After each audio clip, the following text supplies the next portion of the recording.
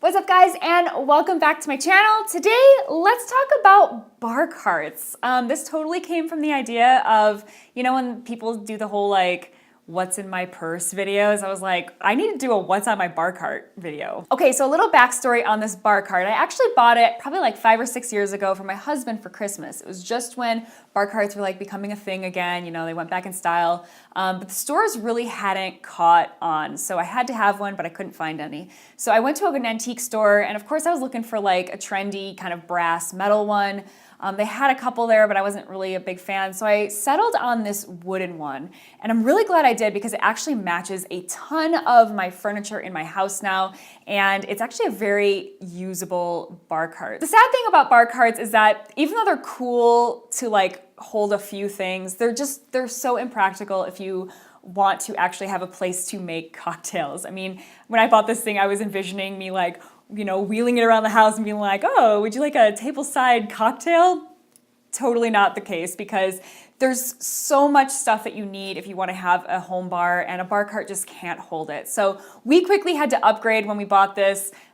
We kept all of our spirits in an old radio cabinet that I acquired from my grandparents, and then just basically this thing now holds all of our bar like tools so that we know exactly where everything is when we need it, which is like all the time. Okay, so first thing I want to go over is the glassware on the bar cart. I actually purchased this when I got the bar cart because I was like going with the whole theme here of nostalgia. And so I bought these antique glasses. Now these are roly-poly glasses. They're a version of a lowball glass. These hold many different types of cocktails. Very important for you to purchase them when you are starting your bar. Now you don't have to get antiques like we did, but these are really fun.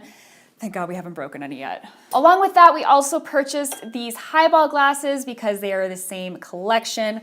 Thought it'd be really fun to have, and there are equally as many cocktails that go into Highball glasses as there are that go into lowball glasses. So these are definitely two of the glasses you need to start out with when you're getting your home bar. Next up, we've got our jiggers. Jiggers are so important when it comes to starting your own home bar because you need to know measurements if you're going to be making cocktails. So these are really cheap on Amazon. We have 3 different sizes. We use them every single time we make a cocktail. Even if we're just making like a gin and tonic, we use them. So super, super vital, get used all the time. Then of course we have the ultimate bar book. This is my favorite cocktail book in the house, so it stays on this cart. And whenever I'm like, I want a new cocktail that I haven't tried before, I usually go in here. It's just a really easy book that like lays everything out very nicely. It's sorted by what type of spirit you want, which is the best for me, so highly recommend. And then hiding behind the bar book, we have the Boston shaker, which we also use every time we need to make actually a shaken or a stirred drink. So the great thing about a Boston shaker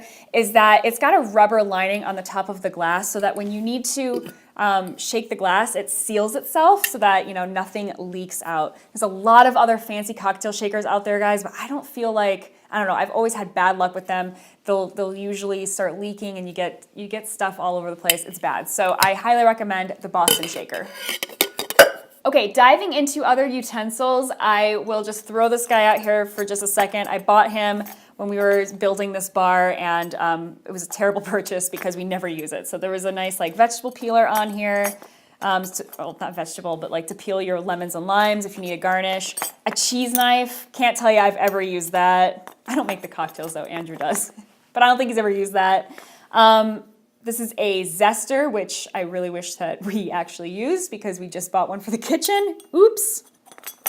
And then a bottle opener. So this contraption, honestly, it gets used the least amount. I'm pretty sure I bought it from West Elm, that or Crate and Barrel, one of them. But if you don't have these utensils or if you want them separate from what you use in the kitchen, this could be a good purchase because obviously, you're going to want to zest your fruit every once in a while, and you're going to want to open your bottles, that kind of thing. But this is the thing that gets used the least amount on the bar cart. Moving into the utensils that we actually do use, all stay in this bad boy.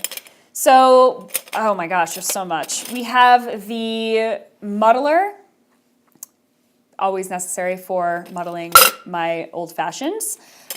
This is a stir. I don't really know. I don't really know if we use that one too much, but it's a nice stir.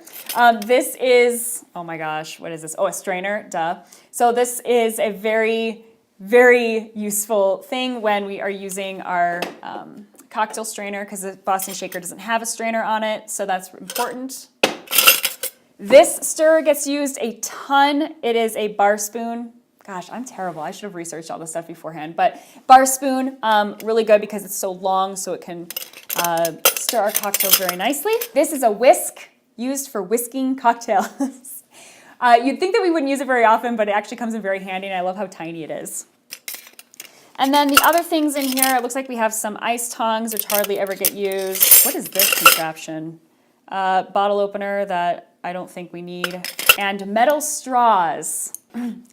Oh my gosh, this is terrible. Moving to the other side of the bar cart, we have these swizzle sticks and bar picks that I'm hating right now because they keep falling over. But I bought these last year, and they're like arrows, which I absolutely love. They're fun to have, obviously, to garnish your cocktails with. Totally not necessary, though. And then, of course, the drink please button. So that Andrew can come make me a cocktail. Unfortunately, he's not home right now, though. And then moving into the other side, we decided to keep a couple things on the bar cart just because it makes them look really fun. And this is all of our like household spirits. I acquired these decanters from my grandparents. No, they do not have lead in them. That would be really bad if they did. But we have a decanter full of our house vodka, our house scotch, cognac, and then our house whiskey / bourbon, which is always used and almost gone now, of course, because we drink so much whiskey in this house. And I have no shame in telling you that our house bourbon is Evan Williams because it is by far the best value in my opinion. And for the amount that we drink in cocktails, it makes amazing cocktails. Okay, that's the top of the bar cart. Let's go into what's on the bottom. First up, metal martini glasses. Best purchase ever after my husband broke like, I don't know, 20 of my glass martini glasses. So we drink anything that calls for a martini glass out of these metal ones. Honestly, they're not like the best because they don't do the best stuff for the, you know, the flavor of our cocktails, but the fact that they don't break, just best purchase ever. And these were not cheap. They were like 15 bucks a piece. Highly worth it though, because we never have to buy martini glasses again. Also, we have our hand ice crusher down here that we had to use before we got our refrigerator that has an ice machine. This is a vintage cocktail shaker that is super dusty. Oh my gosh. Clearly never gets used because this is one of those that I would definitely tell you leaks if you shake it, so it's just here for looks. And then along the same lines, this was our first cocktail shaker that we ever bought. It probably wasn't very cheap, to be honest, because it looks all fancy. But again, this is another one that leaks. So really don't buy these, buy the Boston cocktail shakers. And then finally, I have this awesome ice bucket from my grandparents that, again, is just kind of here for looks. I don't think we use it too often just because there's no need. All right, so let's look at what's in our bar cart now. Ooh, we have more glassware.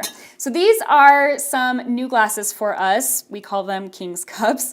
But I think the etched glasses are really in fashion right now, and we wanted to invest in some of these. These are Riedels, absolutely love them, and yeah, we make a lot of cocktails with them now. Before then, we had these other old-fashioned glasses that are just kind of plain and simple, but perfect for photography and just, I don't know, when you have company over, if we need plenty of glasses, we now have them.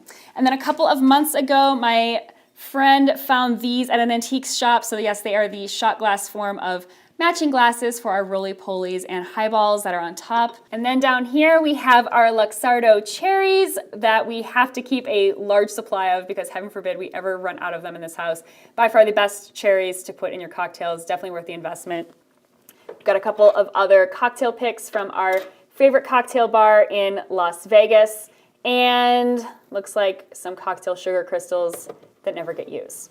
And then way back here, oh my gosh, this guy is in his wrong home. He's usually in our other area for glassware, but these are our Moscow Mule mugs that are copper. All right, guys, now you know what's on my bar cart. Hopefully this gave you some really good insight and some ideas to customize your own. If you are thinking about starting your own home bar collection, it can be really fun. I've got all the links for everything that I did purchase in stores down below for you. Of course, I can't give you the links of like antique shops because half the stuff from here is like hand-me-downs or from antique stores. But anyway, thanks for hanging out with me, and I'll see you in the next video. Cheers.